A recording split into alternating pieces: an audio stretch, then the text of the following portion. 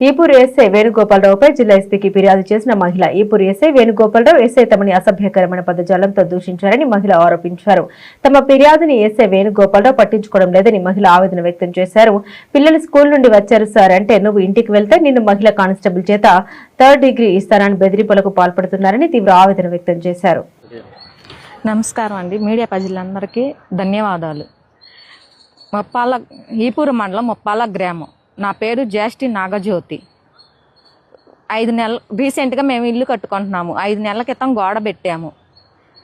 గోడ పెట్టాక ఆ గోడ మాది అని ఈపూరు పోలీస్ స్టేషన్లో గొరవ నాగరత్నమ్మ బుచ్చారావు కంప్లైంట్ ఇచ్చారు. ఎంక్వైరీ కోసమని ఈపూరు ఎస్ఐ రమ్మన్నారు. మేము ఈపూరు పోలీస్ స్టేషన్కి వెళ్ళాము. పోలీస్ స్టేషన్కి వెళ్ళాక ఆ గోడ మాది సార్ 5 నెలల క్రితం పెట్టాము అని చెప్పినా కానీ ఎస్ఐ మా మాట వినకుండా ఎట్టబడితే అట్ట మాట్లాడాడు.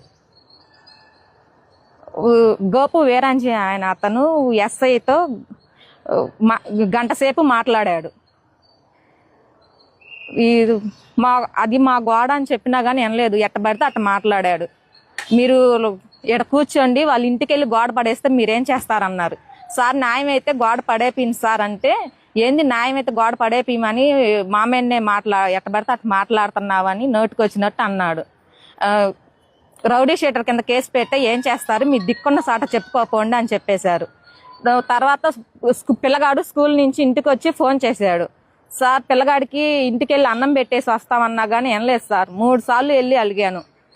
మీరు ఎట్ట తెలుసు పిల్లగాడు వస్తున్నారంటే ఇళ్ళ పక్కన వాళ్ళు ఫోన్ చేశారు, ఇట్లా చూడండి సార్ అని చెప్పినా కానీ వినకుండా నోటికి వచ్చినట్టు మాట్లాడారు. ఎక్కువ